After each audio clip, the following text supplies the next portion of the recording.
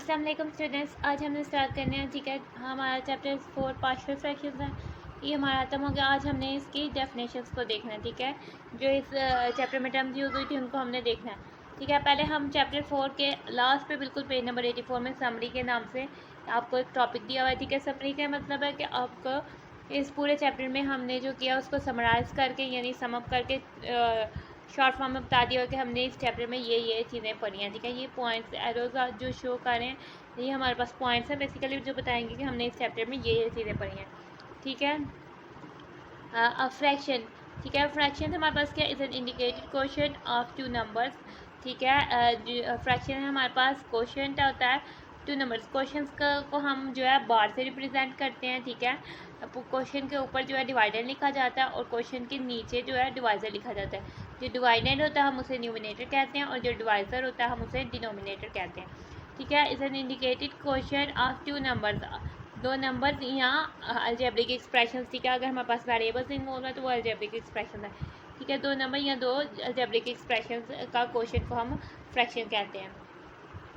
आ जाता है an expression of the form. ठीक है, अगर कोई हमारे पास एक्सप्रेशन दिया हुआ है, अलजेब्रिक एक्सप्रेशन दिया हुआ है, उसकी फॉर्म इस तरह से है। ठीक है, जो कि फ्रैक्शन में आ रहा है। ठीक है, उसके न्यूमिनेटर में भी पोलिनोमियल है, डिनोमिनेटर में भी पोलिनोमियल है और जो डिनोमिनेटर का पोलिनोमियल है वो जीरो के इक्वल नहीं होना चाहिए। ठीक है, फ्रैक्शन में हमारे पास डिनोमिनेटर कभी भी जीरो के इक्वल नहीं होता, अदरवाइज जो होती है फ्रैक्शन वो अनडिफाइंड हो जाती है। ठीक है, एंड क्योंकि कोई भी नंबर जो है वो ज़ीरो से हम नहीं डिवाइड कर सकते, तो क्या कहते हैं। और एन ऑफ एक्स जो हमारे पास फंक्शन दिया हुआ है और डी ऑफ एक्स जो हमारे पास ये फंक्शन दिया हुआ है, ये हमारे पास पोलिनोमियल्स हैं। ठीक है, इन एक्स विद रियल और इनके कोएफिशिएंट्स हमारे पास रियल नंबर्स हैं, तो हम ये इसको कहते हैं कि रैशनल फ्रैक्शन। ठीक है, every fractional expression express as a coefficient of two polynomial. ठीक है, हमारे पास कोई भी फ्रैक्शनल एक्सप्रेशन, ठीक है, हम इस एक्सप्रेशन को क्या कहेंगे, फ्रैक्शनल एक्सप्रेशन। क्योंकि ये कोएफिशिएंट से जो है इंडिकेट किया गया है तो फिर शो किया गया है, तो फिर हम इसे कहेंगे फ्रैक्शनल एक्सप्रेशन। ठीक है, और ये हमारे पास एक्सप्रेस्ड होता है क्वेश्चन ऑफ टू पोलिनोमियल से। ठीक है, हमारे पास एन ऑफ एक्स और डी ऑफ एक्स पोलिनोमियल्स होता है और पोलिनोमियल हमारे पास फंक्शन होता है। ठीक है, ये तो होगी टर्म रैशनल फ्रैक्शन की थी। अब हम आते हैं रैशनल प्रॉपर फ्रैक्शन क्या होती है। हम ये आपको हाईलाइट हुआ मिलेगा प्रॉपर फ्रैक्शन क्या होती है। ठीक है, अगर हमारे पास कोई रैशनल फ्रैक्शन दी हुई है, ठीक है, रैशनल फ्रैक्शन में हमारे पास न्यूमिनेटर में पोलिनोमियल है और डिनोमिनेटर में पोलिनोमियल है और डिनोमिनेटर का पोलिनोमियल है वो जीरो के इक्वल नहीं होना चाहिए।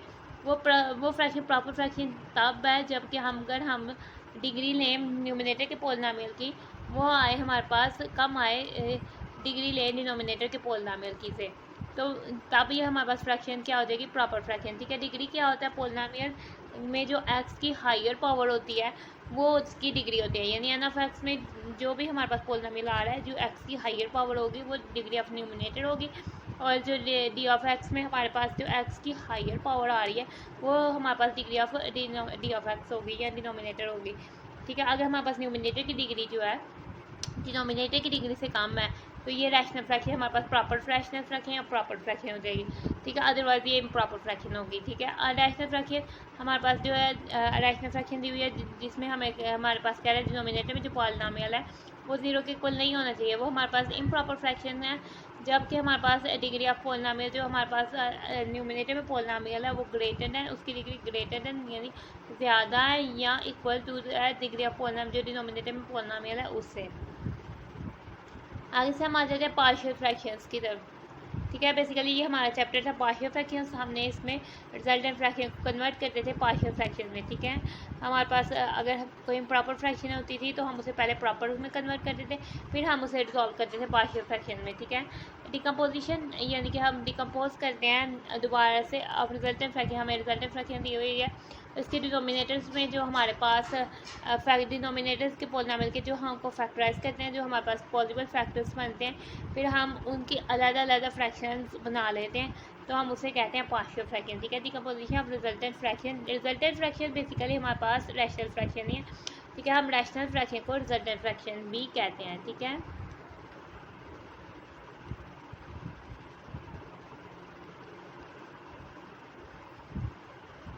ठीक है, हमारे पास अगर रिजल्टेंट या रैशनल फ्रैक्शन दी हुई है और डिनोमिनेटर के में पोलिनोमियल जो है वो जीरो के इक्वल नहीं है। ठीक है, तो पार्शियल फ्रैक्शंस हम कैसे कंस्ट्रक्ट करते हैं वैन अगर हम तब करते हैं बनाते हैं जबकि जो डिनोमिनेटर को हम फैक्टराइज करते हैं उसके बाद वो कंसिस्ट करता है नॉन रिपीटेड लीनियर फैक्टर्स, ठीक है, ऐसे फैक्टर्स जो लीनियर भी हों और रिपीट ना हो रहे हों। रिपीटेड लीनियर फैक्टर्स यानी कि लीनियर फैक्टर्स की जो है उनकी पावर जो है 2 या 2 से ज़्यादा हो तो वो रिपीटेड हो जाते हैं, ठीक है। Consist of non repeated irreducible quadratic factors, यानी क्वाड्रेटिक फैक्टर्स आ जाते हैं, हम उसको दोबारा से और मज़ीद फैक्टराइज करके उसे लीनियर फैक्टर्स नहीं बना सकते, तो इरेड्यूसेबल मज़ीद सॉल्व ना होने वाले, ठीक है, क्वाड्रेटिक फैक्टर्स होते हैं वो भी नॉन रिपीटेड, यानी हर एक ऐसा क्वाड्रेटिक फैक्टर अगर इन्वॉल्व होता है तो उसकी पावर जो है वो 1 हो, यानी उसकी एक्सपोनेंट 1 हो। और अगर हमारे पास डी में अगर consist of irreducible quadratic repeated quadratic factors, यानी कि अगर हमारे पास जो है कोई भी क्वाड्रेटिक फैक्टर आता है, ठीक है, उसकी जो पावर होती है डिनोमिनेटर में फैक्टर आ जाता है तो उसकी जो पावर होती है 2 या 2 से ज़्यादा हो तो वो रिपीटेड होती है, तो हम इनको कन्वर्ट करते थे पार्शियल फ्रैक्शन में, ठीक है, वो हमने इस चैप्टर में डिस्कस किया है। आगे से हम बुक के एंड पेजेस पे आपको ग्लोसरी दी हुई है, ठीक है, पेज नंबर 266 पर आ जाए, ठीक है, इस पर आपको चैप्टर 4 की डेफिनेशन दी हुई हैं, ठीक है, इधर आपके पास हेडिंग से हाईलाइट की हुई है डेफिनेशन और इधर आपको बता दी गई हुई है कि ये टर्म जो इधर दी हुई हैं वो क्या चीज़ें हैं, ठीक है। डेफिनेशन बेसिकली होता है कि हमारे पास कोई टर्म दी जाती है, हम उसको डिफ़ाइन करते हैं, यानी हम बताते हैं वर्डिंग में कि ये टर्म होती क्या है कोई टर्म, ठीक है। अब फ्रैक्शन है, ठीक है, फ्रैक्शन इज़ एन इंडिकेटेड जो शो करती है क्वेश्चन को 2 नंबर्स या 2 अलजेब्रिक एक्सप्रेशंस को, ठीक है, जैसे कि हमारे पास फॉर एग्जांपल अगर नंबर्स को हमारे पास फ्रैक्शन शो करती है तो 3/5 5/3 ये हमारे पास फ्रैक्शंस हैं, ठीक है। और अगर हमारे पास कोई अलजेब्रिक एक्सप्रेशन में फ्रैक्शन है, ठीक है, उसकी एग्जांपल हमारे पास क्या हो सकती है, हमारे पास हो सकती है x/x² + 1, ठीक है, हमारे पास हो सकती है x² + 1/x², x + 1 × x - 1, ठीक है। और हमारे पास कोई भी एग्जांपल हो सकती है हमारे पास अलजेब्रिक एक्सप्रेशंस के फ्रैक्शन के, ठीक है। अब हमारे पास इक्वेशन क्या होती है, ठीक है, equation is equality between 2 expressions, ठीक है, तो हमारे पास 2 अलजेब्रिक एक्सप्रेशंस होते हैं, उनके बीच अगर इक्वल का साइन आ जाए तो वो इक्वेशन होती है, ठीक है। आइडेंटिटी हम किसे कहते हैं, आइडेंटिटी बेसिकली एक इक्वेशन होती है जो कि हमारे पास all values of the variables जो इन्वॉल्व है, ठीक है, जो वेरिएबल बेसिकली ज़्यादातर हमारे पास एक्स इन्वॉल्व होता है, ठीक है, एक्स के लिए हर रियल नंबर के लिए सेटिस्फाई कर जाए उस इक्वेशन को हम कहते हैं आइडेंटिटी। रैशनल फ्रैक्शनल, ठीक है, एक्सप्रेशन ऑफ द फॉर्म, अगर हमारे पास कोई फ्रैक्शन हम इस फॉर्म में लिख दें जो क्वेश्चन की फॉर्म में लिख दें, यानी हमारे पास जो न्यूमिनेटर में है, ठीक है, वो हमारे पास पोलिनोमियल हो और या फंक्शन हो, ठीक है, और डिनोमिनेटर में हमारे पास पोलिनोमियल है, ठीक है, जो n(x) है और d(x) है, ये जो फंक्शन है ये पोलिनोमियल्स है, ठीक है, और इन एक्स यानी इनमें वेरिएबल्स एक्स इन्वॉल्व हो रहा है, ठीक है, जो ब्रैकेट में लिखा हुआ है वो वेरिएबल को शो कर रहा है विद रियल कोएफिशिएंट्स, यानी कि हमारे पास जो इनके कोएफिशिएंट्स होंगे वो रियल नंबर होंगे, इमेजिनरी या कॉम्प्लेक्स नंबर नहीं होंगे, उसे हम कहते हैं rational fractional. Every fractional can be expressed as, यानी हम किसी भी फ्रैक्शन को दो क्वेश्चन ऑफ 2 पोलिनोमियल्स की फ्रैक्शन पे एक्सप्रेस शो कर सकते हैं, ठीक है। आगे से हमारे पास आ जाता है प्रॉपर रैशनल फ्रैक्शन।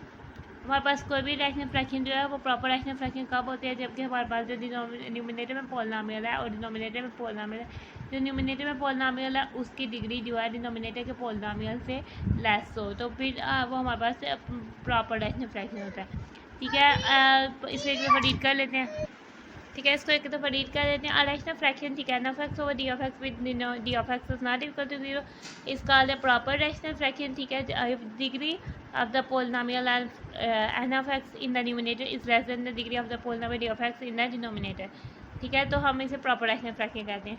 अब हम आते हैं इम्प्रॉपर फ्रैक्शनल की तरफ, ठीक है। Rational fraction n(x) over d(x) with d(x) is not equal to 0 इस कॉल्ड एन इम्प्रॉपर फ्रैक्शन, ठीक है, तो हम इसे इम्प्रॉपर फ्रैक्शन कहते हैं। If the degree of the polynomial n(x) in the numerator is greater और equal to the degree of the polynomial d(x) in the denominator, ठीक है।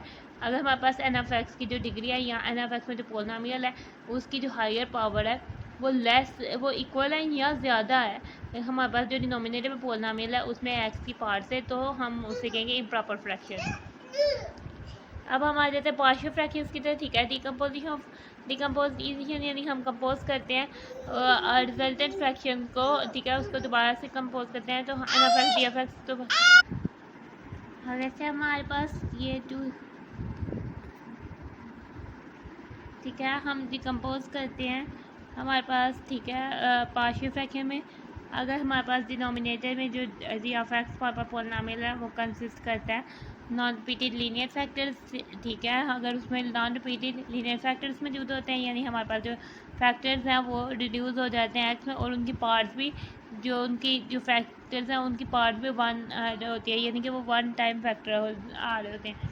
यहाँ denominator D of x consist of repeated linear factors यानी कि अगर हमारे पास उसकी part two या लीनियर फैक्टर कोई ऐसा आता है जिसकी पार्ट टू या टू से ज़्यादा हो वो डिनोमिनेटर में आए तो वो हमारे पास रिपीटेड लीनियर फैक्टर्स होते हैं। ये हमारे पास जो denominator D of x contains करता है non repeated irreducible quadratic factors. Irreducible यानी कि फर्दर वो लीनियर फैक्टर्स में कन्वर्ट नहीं हो सकते विद रियल कॉन्स्टेंट्स आए, तो फिर इसलिए हम उसे इरेड्यूसिबल क्वाड्रेटिक फैक्टर कहते हैं। और नॉन रिपीटेड यानी कि वो रिपीट नहीं हो रहे। और फिर आ जाता है अगर हमारे पास डिनोमिनेटर कंटेन्स करे हैज़ रिपीटेड क्वाड्रेटिक फैक्टर्स। अगर हमारे पास रिपीट क्वाड्रेटिक फैक्टर हो तो तब हम इन सिचुएशंस में हमने क्या कहते हैं अपने रिजल्टेंट फैक्टर्स को डिकम्पोज करके पार्शियल फ्रैक्शंस में कन्वर्ट करना सीखा था। इसी के साथ आती है हमारे चैप्टर 4 की डेफिनेशंस। एंड अगर आपको वीडियो में कुछ समझ नहीं आए तो आप वीडियो कमेंट सेक्शन में पूछ लीजिए। अगर आपको वीडियो अच्छे से समझ आ गई है तो वीडियो को लाइक कर दीजिए, चैनल को सब्सक्राइब कर दीजिए। Thanks for watching and stay blessed.